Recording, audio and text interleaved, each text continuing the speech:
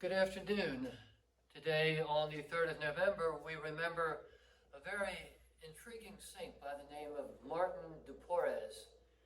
He was born down in Peru in the year 1579 and died down there in Lima in the year 1639.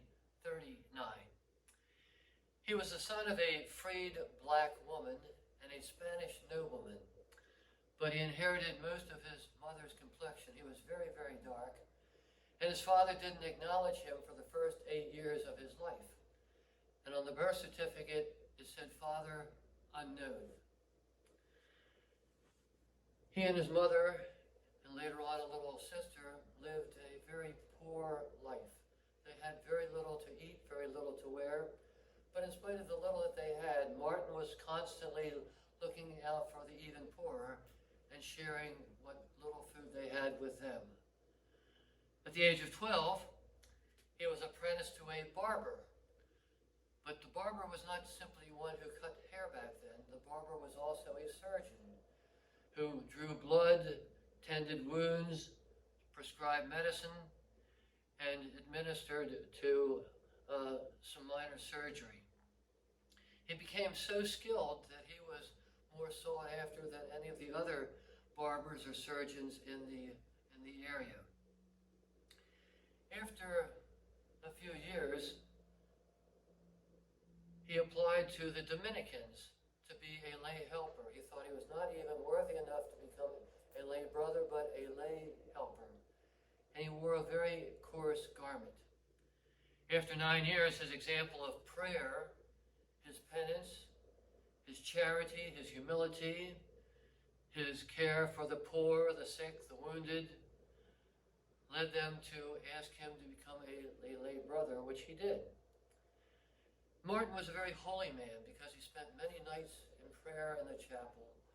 So intense was his prayer that from time to time he would be seen floating in the air, praying before the crucifix, and sometimes lashing himself on the back with a little whip to try to keep his body under control.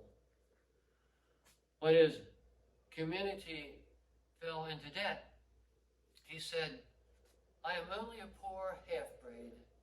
Sell me. I am the property of the order.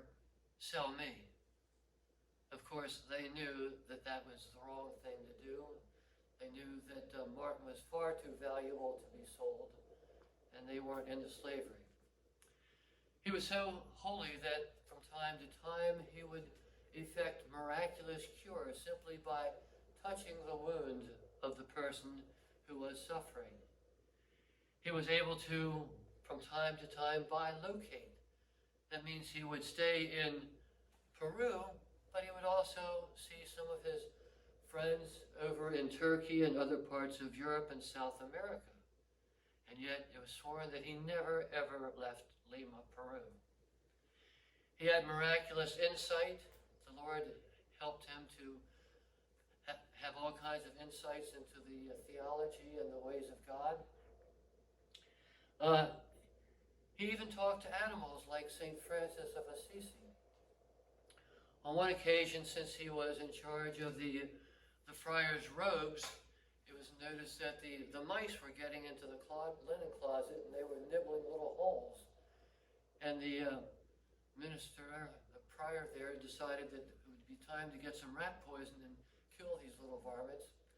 But Martin intervened and he caught one mouse one day and said, "Little mouse, you're causing some problems around here, and we know that you're hungry too. So if you take your other friends and go into the garden, I will see that you are going to be fed every day."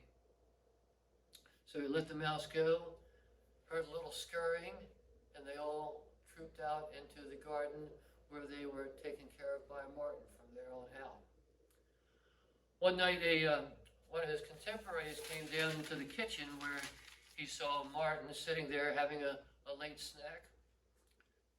And on the floor there was a bowl with some milk in it.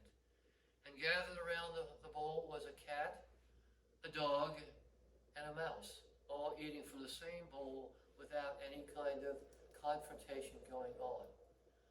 Martin was truly a man for others, a man of great humbleness and a great man of love for the poor, the downcast, and the sick.